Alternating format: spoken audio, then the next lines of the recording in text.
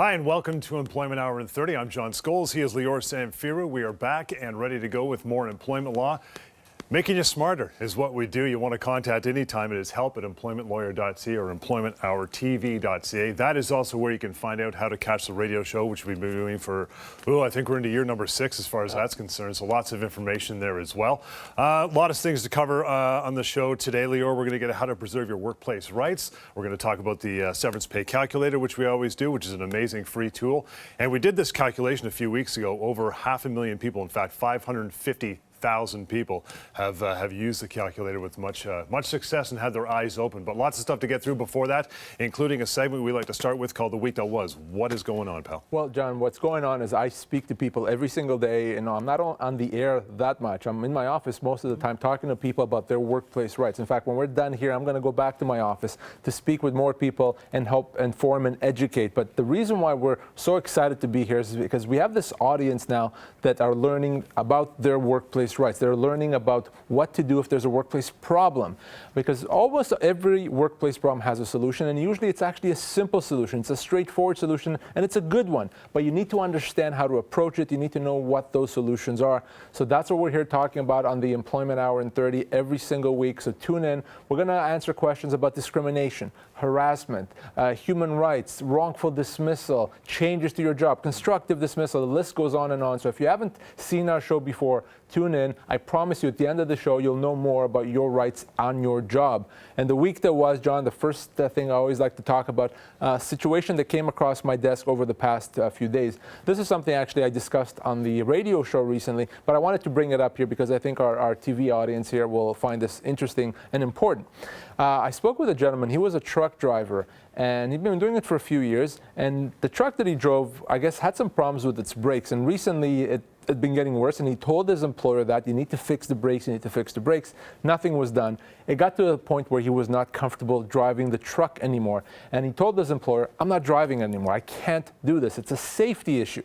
His company, his employer, tried to convince him. They started threatening him, we're going to fire you if you don't drive it. And when he still refused, they fired him. And they called it disobedience. They said, you didn't do what we told you to do, which is to drive the truck.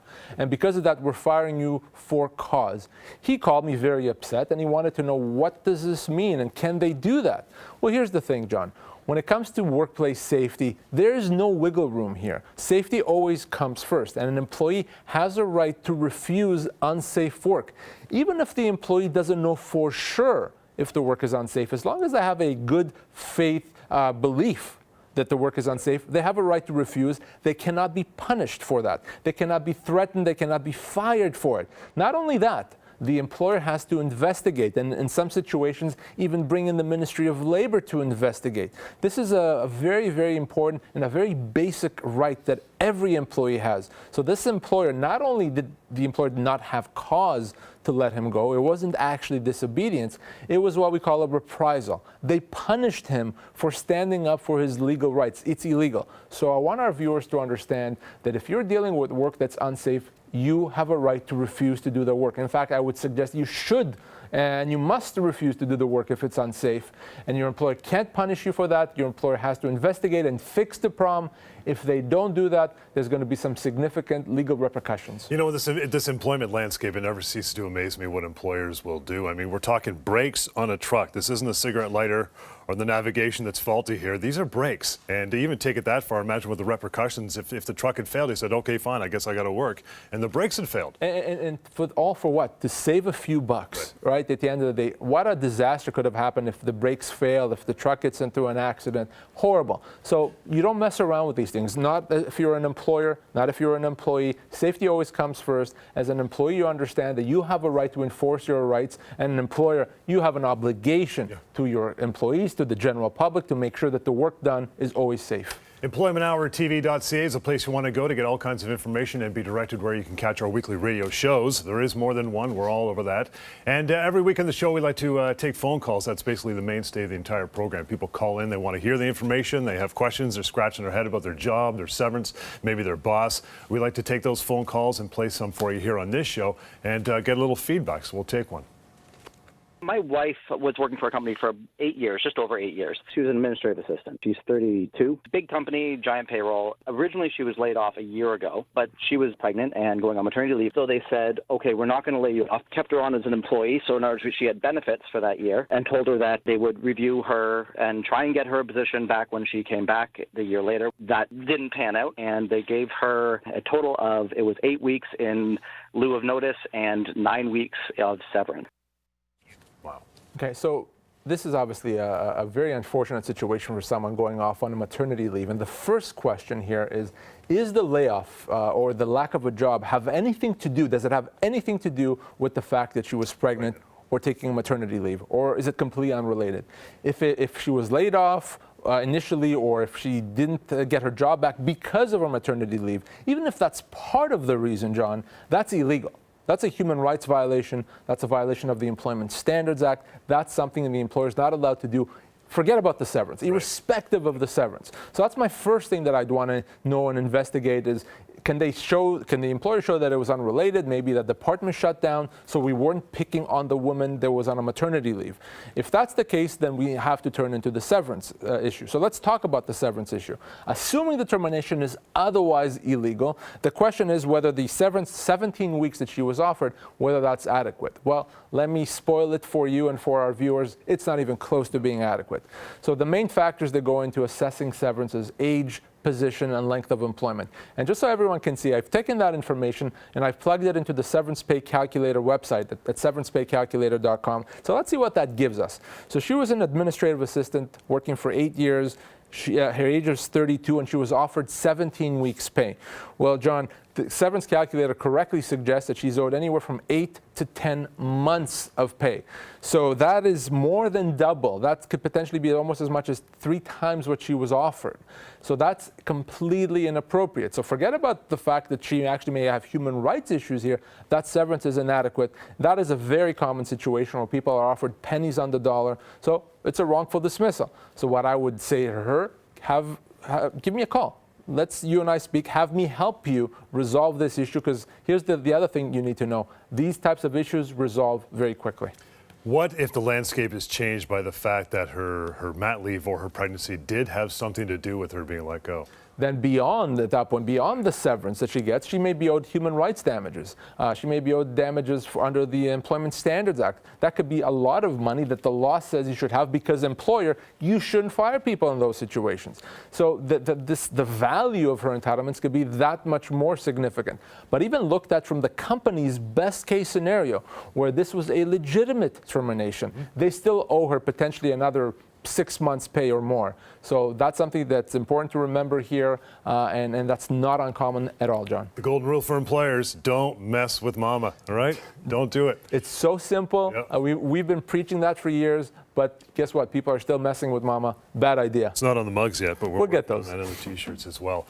Phone call number 1. I want to take another phone call and get you to comment on that one as well. I had worked for a company over close to 5 years. One of the family members had cancer. Then after that, my cousin passed away. It was a 1 year, no pay kind of a leave. They said, yeah, when you're ready, come back, come back. I actually went back, then there was no job for me. I have got no severance or no unemployment insurance, nothing. What can I do? Yeah, and it's a very good question. Tough situation. Sometimes life throws you curveballs. Sometimes you need to do things you weren't planning, such as taking some time off to care for a family member. So here's how that works from an employment standpoint.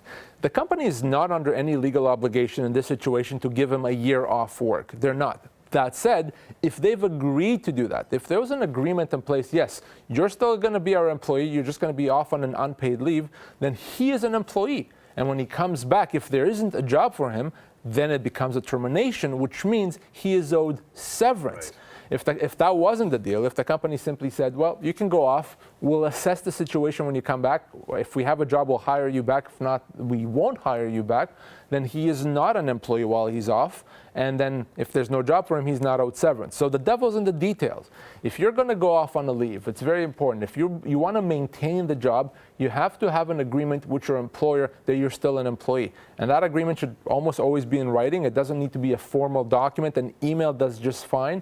So if I'm going to be going off on a leave, I'd like to have an email from my company or an email to my my company confirming that I'm still an employee and I'm still going to have a job there when I come back, because that guarantees me that if there isn't a job for me when I come back, I still get my severance. So if you have the blessing of your employer, you take the year off to care for a family member, whatever you have to do. You go back in a year, they say, sorry, we don't have a job for you. You've been terminated. Does that year you haven't been there, does that add to your severance? Very good question, and the answer is absolutely yes. If you're an employee, then you're an employee. You can be an employee that's not working, on a leave, an inactive employee, but that still counts towards your severance. We see that very often in medical leaves.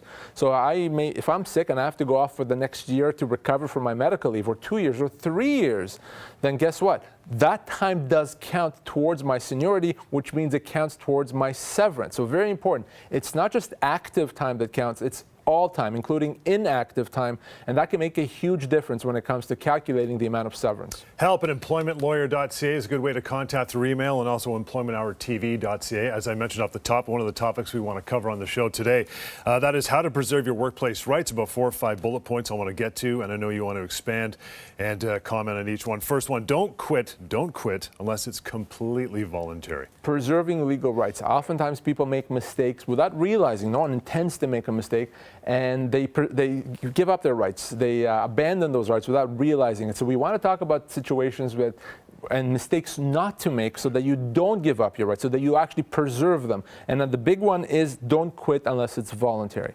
So a resignation should only happen if you've decided out of your own volition, out of your own free will, that you don't want to work for the company anymore. Maybe you have another job, maybe you want to change career, whatever it is, that's fine.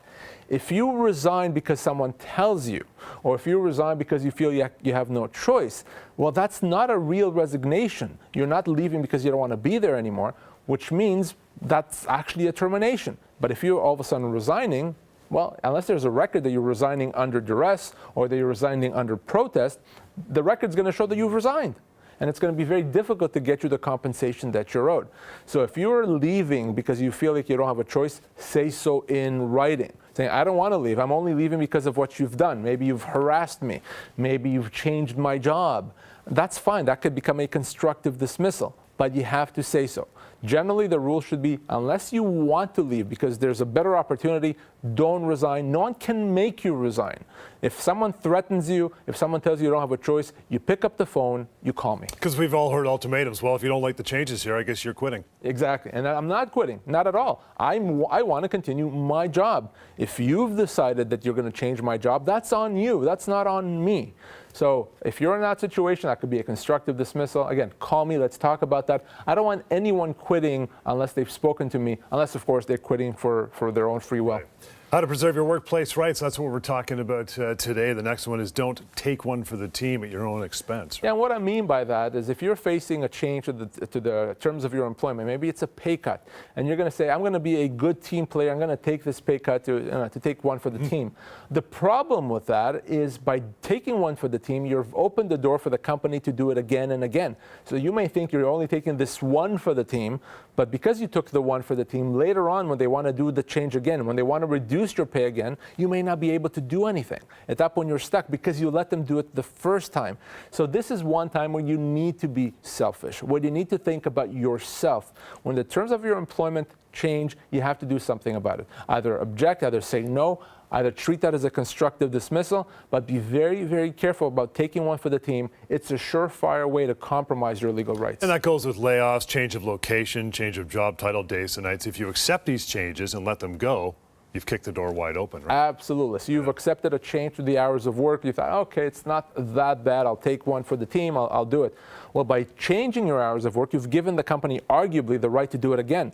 And next time when they change your hours again and again and again, you may not be able to do anything about it because why? You've given up those rights. Preserving your workplace rights, important stuff. The next one is don't forget about your employer when you are off on a medical leave. Don't forget about your employer. What I mean by that, if you're off on an extended medical leave, keep in touch with your employer. Keep your employer up to date. It doesn't mean you have to talk to them every day or every week or even every month. But every once in a while, update your employer. Let them know that you're still there, you're still working on getting better, you're still working on coming back to work. Because you don't want your employer to say, well, we haven't heard from you in a year, we assumed you quit, so there's no job for you. Right. So that's a good way to lose your legal rights and to compromise them. So be in touch with your employer. It could be as simple as an email. or even sending them a doctor's note every once in a while telling them how much you've improved or how little you've improved, whatever it is. Don't forget about your employer if you're on a medical leave. Email us help@employmentlawyer.ca if you want to reach out. We're talking about ways to preserve your workplace rights. Number 4 on our list of 5, that is don't file a complaint. This could be number 1. Don't file a complaint with the Labor Board if you lose your job. Full stop. You lose your legal rights if you do that. If you lose your job and you go to the Labor Board, you go to the Ministry of Labor, say, hey, I lost my job, I'm filing a complaint. You've just given up your rights, done, right there. And for some people, that's going to sound crazy for me to say that, but you cannot go to the Labor Board if you lost your job. You can go there if you have an overtime issue, a vacation pay issue, statutory holiday issue. Absolutely, yes, and you can and you should. But you cannot go there if you lost your job. The Labor Board can only help enforce a small portion of your full entitlements, your minimum entitlements only. So by filing a complaint with the Ministry of Labor, you're giving up 90% of your entitlements, and then once you've done that, you can't go back. You can't say, now I know I made a mistake, so I'm going to discontinue this process. Call Lior and then I'm going to call. You can't call me at that point. You're stuck in this process. So when you lose your job, that's the one, probably the only time, and you cannot and should not ever contact the Labor Board, the Ministry of Labor. You call an employment lawyer. You don't like me, that's fine. I've said this before. I will give you the reference to someone else if you don't like me. But you have to speak with an employment lawyer, no exceptions. I know some of the viewers are probably saying, okay, so I filed a claim. What's the big deal? The big deal is the amount of severance you're going to get, right? It could be the difference between getting 8 weeks pay and 18 months pay. Okay, if that doesn't make the point, I don't know what will.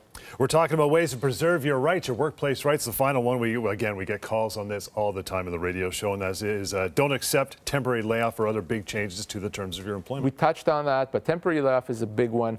Temporary layoff is something that an employer generally does not have a right to do. If you've been laid off temporarily, the law views that in most cases as a termination, unless, of course, you accept it. And the problem with accepting it is you've given the company the right to do it again. So you come back to work from the temporary layoff, and then a month later they lay you off again. You come back, they lay you off again. That's not a way to work. That's not a way to live. And you've done that by accepting it. You've compromised your legal rights. So if your employer is going to start laying you off temporarily, you want to consider treating that as a termination. Get your full severance and move on to a different job where that's not going to happen. There are some jobs and some professions where it's implied, right? Yeah. If you're a roofer, Right. if you install swimming pools, those are cyclical jobs or seasonal jobs. So you're not going to probably install pools in Ontario in the middle of the winter. That'd be tough. That would be very tough. So it's accepted and expected, I should say, that you're going to be laid off over the winter, and that's fine. So if you work a seasonal job, you can be laid off temporarily. But if you're not working a seasonal job and your employer still wants to lay you off temporarily, the law in most cases views that as a termination. Pick up the phone, call me. The way to contact, help@employmentlawyer.ca, of course, and you can go there and employmenthourtv.ca to find where you can listen to our radio shows. Lots more to come, and we will get to the Severance Pay Calculator after a short break. Lots of Employment Hour in 30 is coming up. Hang on.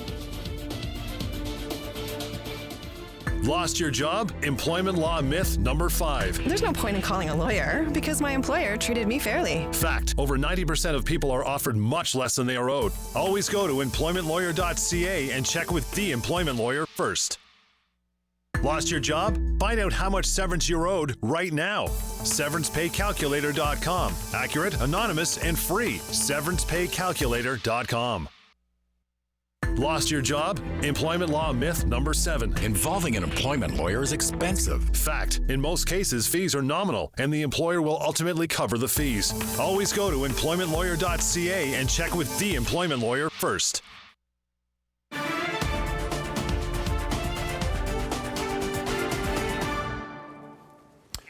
Welcome back to Employment Hour in 30. Lots to get through. We always cover this one. Over 550,000 people have used this app/website. That is the Severance Pay Calculator. Can be found at severancepaycalculator.com. We're going to hammer it home until it's a second language for people. Give me some details on it. Yeah, 550,000 people. It's overwhelming to hear that, because we came up with this idea a few years ago because we saw the need. We saw the information gap that's out there. So severancepaycalculator.com, a place you go to, the place you go to if you lost your job and you want to find out what is it that you're owed. Is it a week severance? Is it 24-month severance? Is it something in between? So once you go to severancepaycalculator.com, you'll answer 3 questions about your age, your position, the length of your employment, and that's it pretty much, John. You're done. You'll find out what the actual amount is.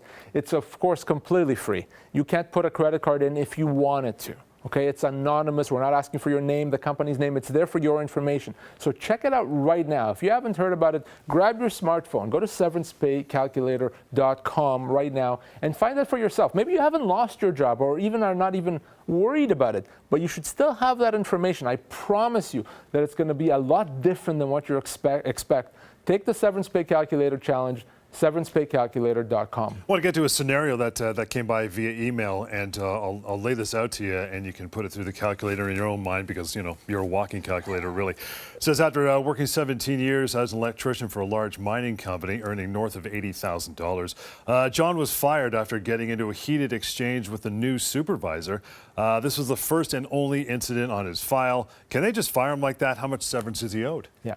So the question is, can they fire him? Let's start with that. Yes, they can fire him because generally the rule is an employer can let you go at any time as long as severance is paid. What they probably cannot do is let him go for cause, i.e. without severance. One incident, even if it's an incident that's not appropriate, almost is never cause. So if you've done something wrong, as long as you don't have a long history of doing a lot of things wrong, you cannot be let go for cause. It's very, very difficult to be let go for cause, which means if you are still let go, you're owed severance. So let's take this information and let's plug that into the Severance Pay Calculator and decide how much should this person actually get. So in his position as a professional after 15 years, let's assume he's in his 50s, Severance Calculator correctly decides that he's owed, or not decides, suggests that he's owed anywhere from 18 to 24 months pay. You can see that on the screen right now, 18 to 24 months pay. Now, depending on your income, whatever that is, it's going to be a lot of severance, a lot of money that you're owed. And it wouldn't be unusual at all for someone in that situation that's owed up to 24 months pay to be offered 3 months pay or 5 months pay, which is, again, a small fraction. So this is as simple as it gets. That's how the Severance Pay Calculator works. You can find out yourself for your own situation, your own entitlements. There's no harm, no risk, and you'll be empowered with that knowledge at severancepaycalculator.com. Also go to employmenthourtv.ca. There you can find all kinds of additional information and a way to catch our radio shows, our weekly radio shows as well. From the radio shows, we like to pull phone calls into this show, listen to them, and get some comments and feedback back from you, Lior. I've worked for a company for 8 years. I was superior supervisor at a hotel. I hadn't had a raise in 6 years. When I approached them about a raise, they put me on 6-month probation and terminated me before the 6 months was actually up. They claimed that it was misconduct. I had no issues before that. I got no severance. They owed me 2 weeks of vacation, so I got absolutely nothing from them. Let's unpack this one. Yeah, let's really unpack this one. I mean, this is a company that's trying to get away with murder. It really is. So let's be very clear here. If he says there's no misconduct, I don't care that they put him on probation. It has to be a legitimate reason for that. You cannot let someone go for cause unless you can objectively show that the person did something so bad that made it impossible to continue employing them. It's not enough to show that maybe he did something that wasn't great or that his job performance wasn't everything we want it to be. That's not enough for cause. You still have to pay severance. So what does this mean for this person? Yes, clearly he's owed severance. This is a company that saw someone that's probably a bit of a squeaky wheel. He's asking for a raise. So let's find a way to get rid of him without severance. It doesn't work that way. I'm smarter than that. The law's smarter than that. So what is this person actually owed? Well, let's use our handy dandy Severance Pay Calculator as well. So if I'm going to put his information, a supervisor, 8 years of service, let's assume that he's in his 40s. Well, anywhere from 12 to as much as 14 months of severance.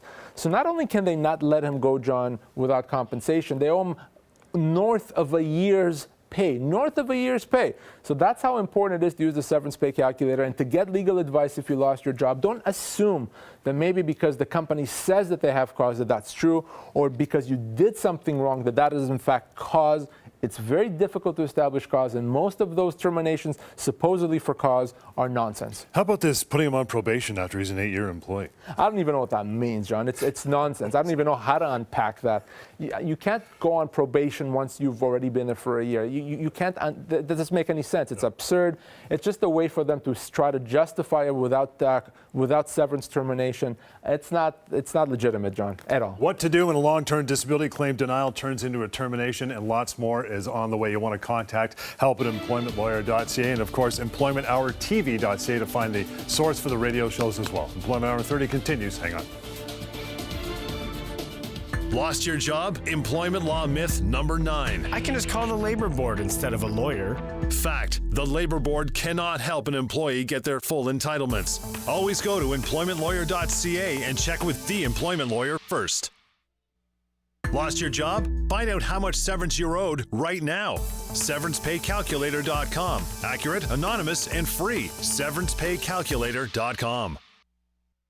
Lost your job? Employment law myth number 5. There's no point in calling a lawyer because my employer treated me fairly. Fact: over 90% of people are offered much less than they are owed. Always go to employmentlawyer.ca and check with the employment lawyer first.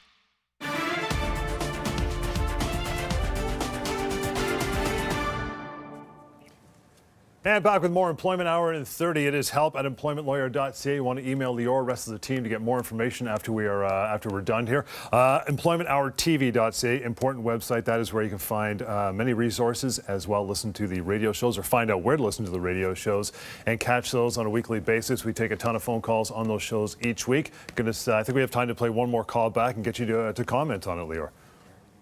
I worked for a company for 4 years, technical position, 42. I went on short-term disability. At the end of the short-term disability, they denied long-term disability, even though I'm still in a lot of pain and unable to work regularly. Now I've got a severance letter. They reorganized and basically disbanded the department I worked in. Well, there's a lot to unpack. We said the word unpack before, but there is a lot here as well. So let's start with the whole disability thing. It is very, very common, John, for an insurance company to cut off someone off long-term or short-term disability before they're ready, before the doctor says they're ready to come back to work. At the end of the day, the insurance company is not in the business of paying people if they can avoid it. They're in the business of getting people back to work. So if you're off on a disability leave and your doctor says you cannot come back to work, that should be good enough for the insurance company. So the first thing I would tell this person is, we have to deal with your insurance company. We have to get them to keep you on disability until you're cleared to come back to work. And if you're watching us right now and you're dealing with an insurance company, you're on disability, short-term or long-term, they're giving you a hard time, they're threatening you, they're asking you unreasonable questions, they've cut you off, let me know. Call me, let's talk about that. Oftentimes, John, those issues are very easy to resolve. Now, beyond that, he then gets terminated. Supposedly, it's a restructuring. Well, the question is it legitimately a restructuring, or does the reason the company let him go have anything to do with the fact that he was on a disability leave? Because if it does, again, that's a human rights violation. They cannot let him go because he's sick. They cannot let him go because he was off on a leave. Doesn't matter how long that leave is. That's illegal. So that's my first question. Is this a legitimate termination? If it is a legitimate termination, then of course he gets severance. And I want everyone to understand that if you're let go when you're on a medical leave, even if you're not physically at work, you still get severance. Arguably, you get even more severance because you're not necessarily able to replace the job right away because you're still sick. Right. So individuals that are sick may get more severance. So number one, let's deal with the insurance company. Number two, let's make sure that the termination itself is legitimate. And number three, let's talk about, of course, the severance that you're owed. All of those things happen when you're dealing with a medical leave of absence. Should mention as well, before we leave, that Tumarkin, who's your partner, who's also been on the show several times. You guys deal with the whole insurance and disability thing as well in the firm. It's all one deal. And there's often this interplay between employment and disability. Someone may get cut off the disability coverage. The next thing they know, the company lets them go or threatens to let them go. So we can deal with both of these things, and oftentimes we have to deal with both of these things. So if you're in that situation, dealing with an insurance company, dealing with your employer that's giving you a hard time, whatever it is, let's talk. Let's solve those problems. The important message is these issues often are very straightforward and easy to resolve. Help@employmentlawyer.ca is where you want to go as well. Employmenthourtv.ca. And always, always, always, before you do anything, sign anything, SeverancePayCalculator.com. Till next time, this has been Employment Hour in 30. See you again. Closed captioning of this program is brought to you in part by SeverancePayCalculator.com. Find out how much you are owed right now. SeverancePayCalculator.com.